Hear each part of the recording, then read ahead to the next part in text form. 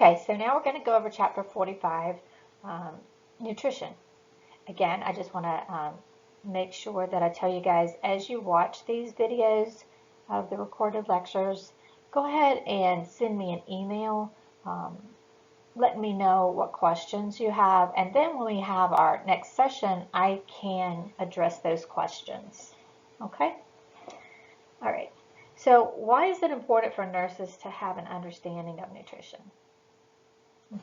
So we need to be teaching our patients on special diets for disease control. That's one reason, such as diabetes, heart disease, or renal disease.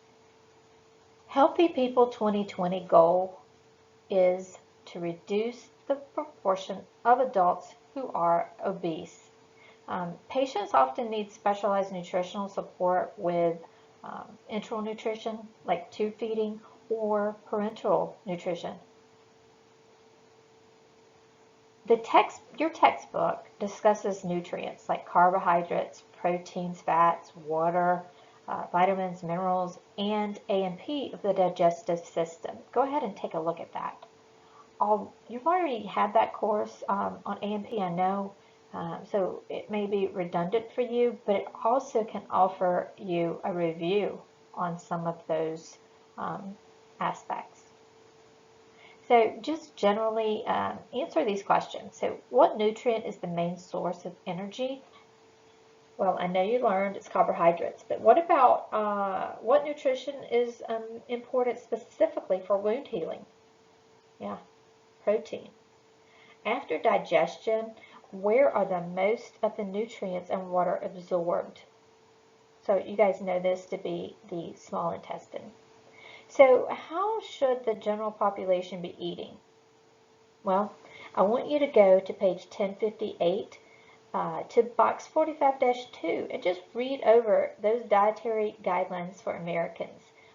Choose My Plate. That's a very good picture to remind our patients on just generally a basic guide for making food choices.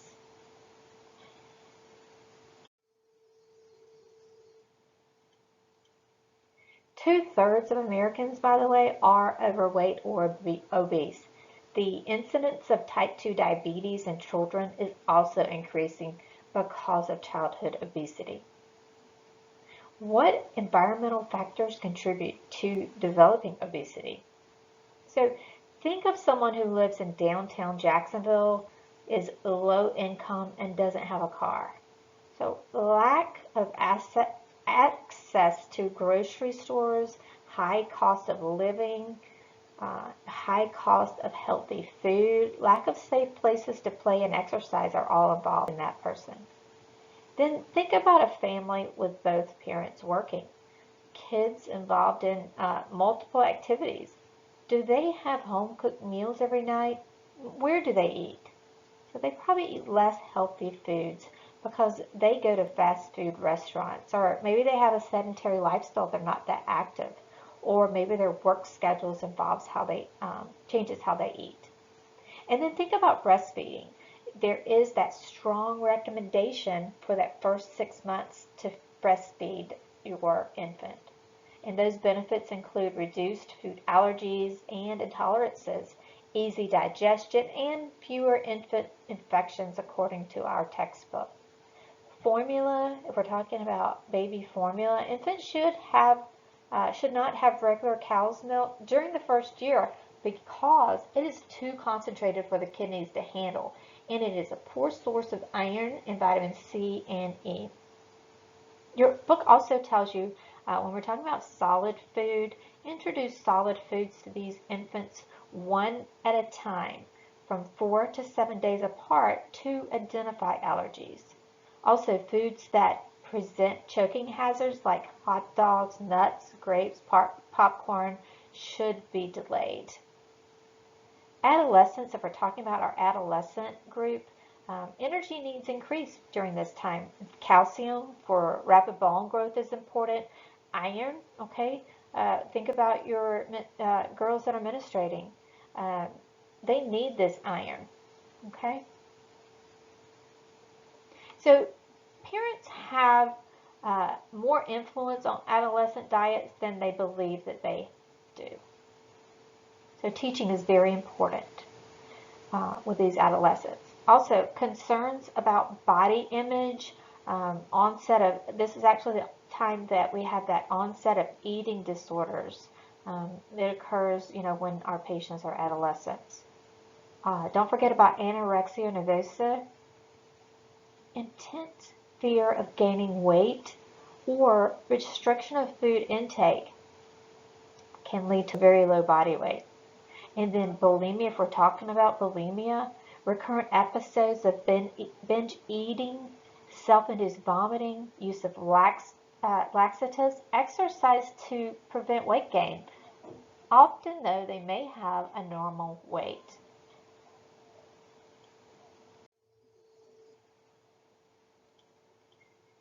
Young and middle-aged adults, obesity is usually due to a decreased physical exercise or maybe dining out more often. And if we're talking about our adults 65 years and older, well, we can take a look here on this PowerPoint as to some of those bullets that affect these older adults. Poor oral hygiene can lead to malnutrition. Remember when we talked about oral hygiene? This is one reason that it's important that we help our patients with this, because it can lead to malnutrition.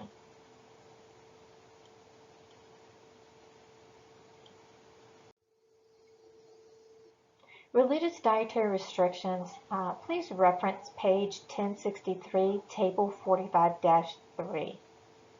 Through careful selection of foods, individuals following a vegetarian diet can meet recommendations for proteins and essential nutrients. Vegans lack complete proteins in single foods, although they can use complementary proteins from 2 or more foods to get all the amino acids. Knowledge of complementary proteins is necessary for this group. They are at risk for vitamin B12 deficiency because it is available only from animal sources. Some food pairings that make a complete protein would be legumes with grains, nuts, seeds, or dairy, grains with dairy, dairy with nuts, dairy with seeds and nuts, and legumes. So for an example, beans and rice or tortillas, peanut butter sandwich, macaroni and cheese, tofu and rice, or any grain, hummus with pita bread, or grilled cheese sandwich, and even yogurt with nuts, or whole grain cereal with milk are all choices they could make.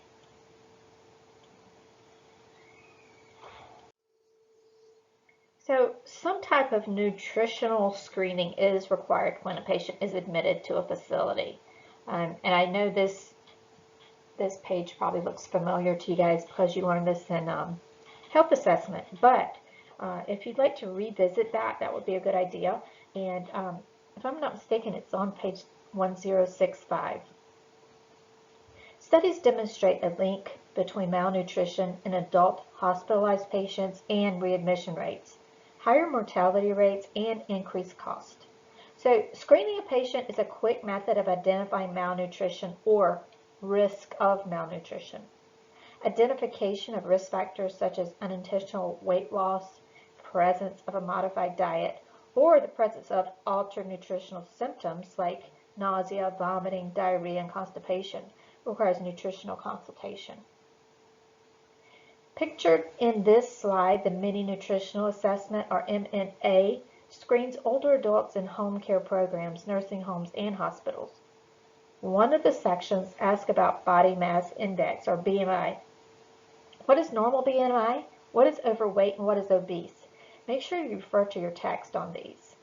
But underweight is anything less than 18.5, equal to or less than 18.5. Normal weight is considered 18.5 to 24.9.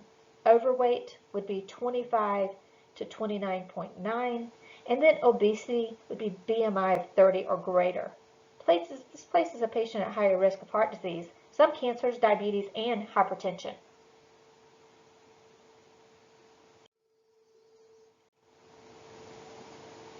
No single laboratory or biochemical test is diagnostic for malnutrition. So common lab tests used to study nutritional status include measures of plasma proteins such as albumin, transferrin, prealbumin, retinol binding protein, total iron binding capacity, and hemoglobin. Albumin is a better indicator for chronic diseases though, because the metabolic half-life is actually 21 days. And then prealbumin is preferred for acute conditions because the metabolic half-life is 2 days. You can read about this on page 1066, 67, and 68. Nitrogen balance can be calculated to determine serum protein status. Achieving nitrogen balance means that the intake and output of nitrogen are equal. When the intake of nitrogen is greater than the output, the body is in positive nitrogen balance. Positive nitrogen balance is required for growth, normal pregnancy, maintenance of lean muscle mass, and vital organs and wound healing. The body uses nitrogen to build, repair, and replace body tissues. Negative nitrogen balance occurs when the body loses more nitrogen than it gains, like with infection or burns, fever, hyperthyroidism, starvation, head injury, and trauma. The increased nitrogen loss is the result of body tissue destruction or loss of nitrogen-containing body fluids. Nutrition during this period needs to provide nutrients to put patients into positive balance for healing. So this slide talks about something that we've talked many times about already in the class, and that is aspiration precautions. So please reference this page on here, which is 1083. There's another page in your book that you can look at as well. It's 1068, which talks about causes of dysphagia, and it kind of refers to that difficulty swallowing.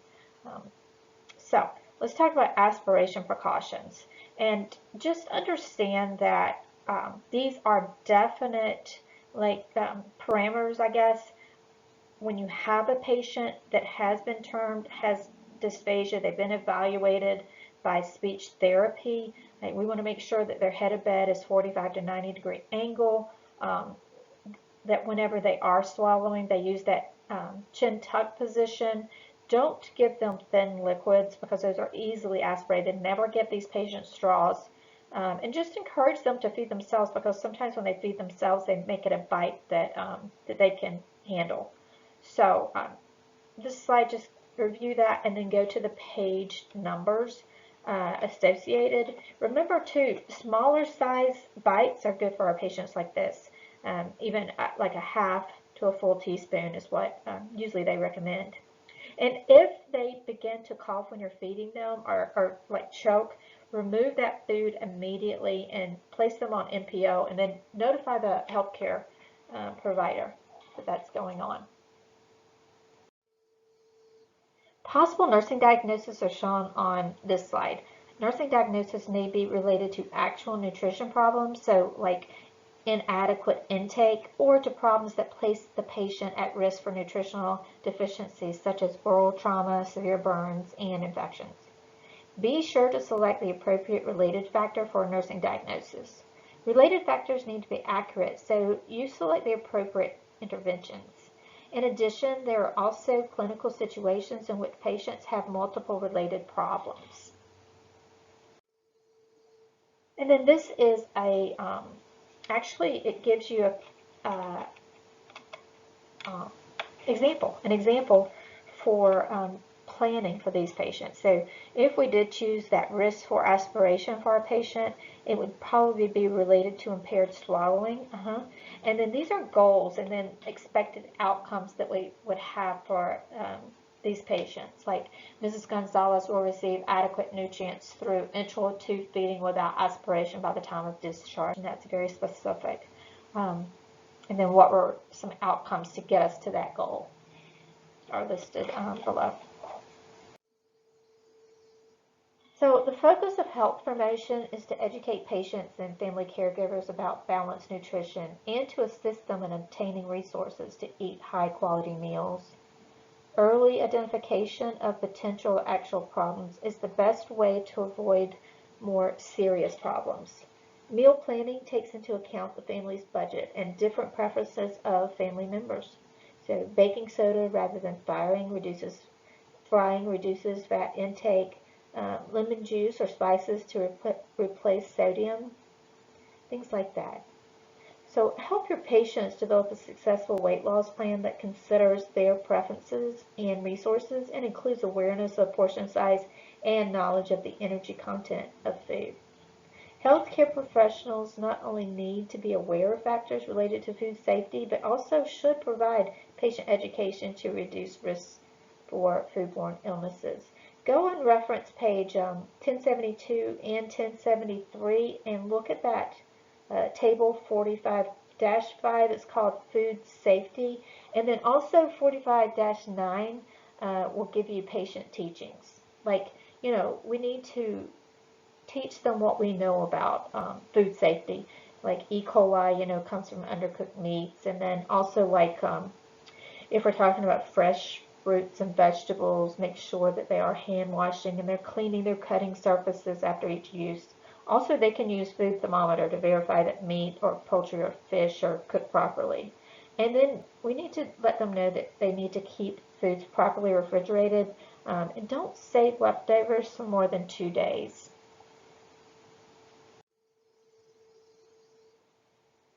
Patients who are NPO, make sure, or typically they will receive only standard IV fluids if those IV fluids are needed between 4 to 7 days. This is when at these lengths, like that 4 to 7 days, that's when they have nutritional risks. Diagnostic testing and procedures in the acute care setting disrupt food intake. Often as preparation for or immediately following a diagnostic procedure, a patient is to receive nothing by mouth. Healthcare providers order a gradual progression of dietary intake or therapeutic diet to manage patients' illness. You can reference page 1074.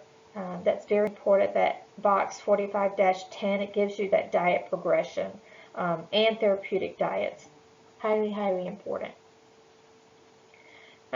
Something that's not listed there but that is in your text are honey thickened liquids, which means they're honey or that thick syrup consistency. And then nectar thickened liquids are more like a buttermilk or a tomato juice consistency.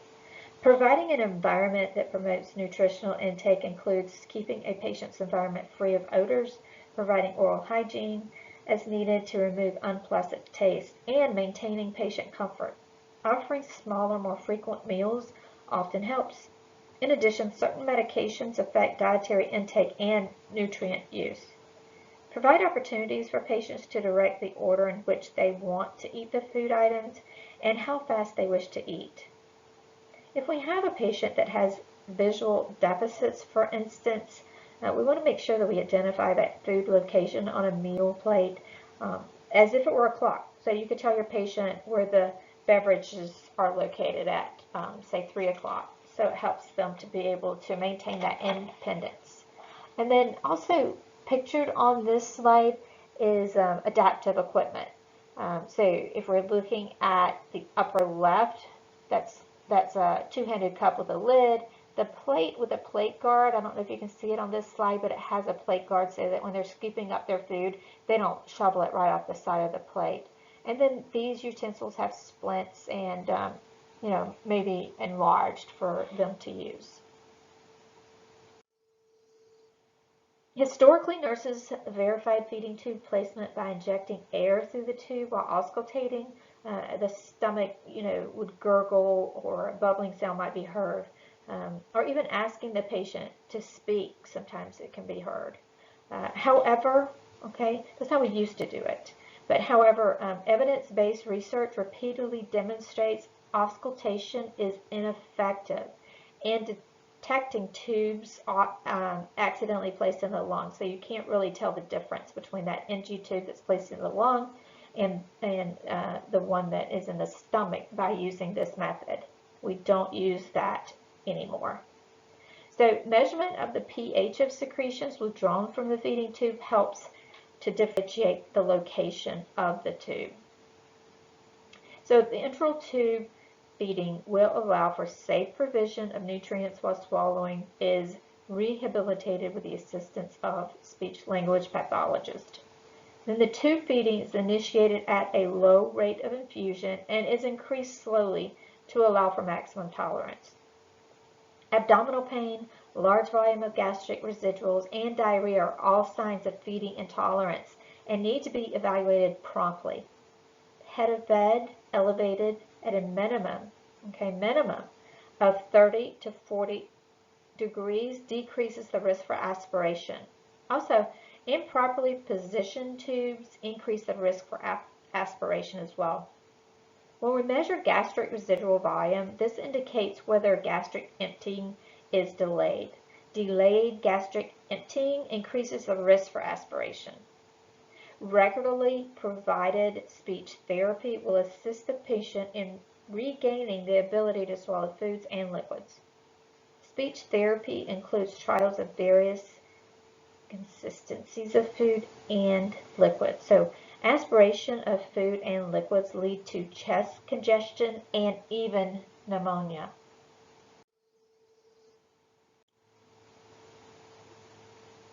Parenteral nutrition, or PN, is a form of specialized nutrition support provided intravenously. Make sure you look at page 1075, table 45-11. It'll give you indications for enteral and parenteral nutrition. So this is very, very important. Just know to go to that page 1075. So a basic PN or parenteral nutrition formula includes carbs in the form of dextrose, amino acids, lipids, electrolytes, vitamins, and some trace elements. Total parenteral nutrition, or TPN, is administered through a central line. So greater than 10% dextrose, by the way, requires a central venous catheter that a healthcare provider places into a high-flow central vein, such as the superior vena cava, under sterile conditions. Patients who are unable to digest or absorb enteral nutrition benefit from parenteral nutrition that goes through the veins. Patients in highly stressed physiological states, such as patients that have sepsis or a head injury or burns, are definite candidates for PN therapy. PN therapy requires clinical and laboratory monitoring by a multidisciplinary team. Consistent reevaluation for the continuation of parenteral nutrition is required. So the goal is always to move toward use of the GI tract. So if we can at all get them back to their pre-parenteral nutrition functioning, then that's where we try to direct the goals. We try to get them back to that state. Patients with short-term nutritional needs often receive intravenous or IV solutions for less than 10% dextrose by way of a peripheral vein, in combination with amino acids and lipids. When we initiate TPN, by the way, the initial rate delivers no more than 50% of estimated needs for the first 24 to 48 hours, and then we gradually increase that rate.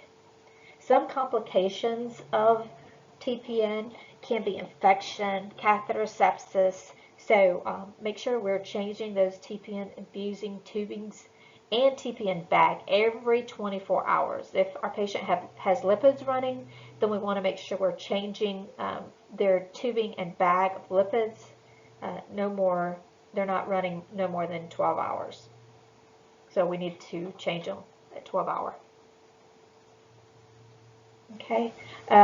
Some other complications would be with TPN would be electrolyte imbalances, hyperglycemia. We might need to monitor blood glucose every 6 hours. Insulin may be required, okay, because they're getting more than their usual dextrose volume.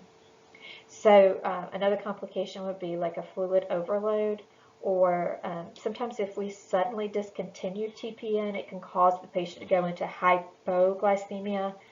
So we need to infuse, maybe progressive decreases in their dextrose. We want to infuse 10% dextrose when discontinuing suddenly so that they don't go into this hypoglycemic state.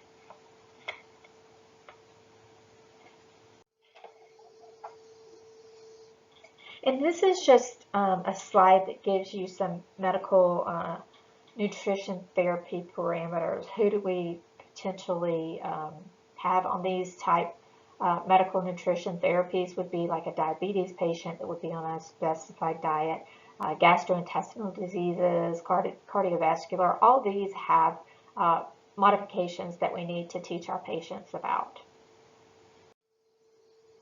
And this is just our slide that talks about evaluation. So you really need to evaluate the patient's current weight in comparison with their baseline weight. You may want to take a look at their serum albumin or pre-albumin for evaluation of how they're doing on their diet. And then take a look at their protein and kilocalorie intake routinely.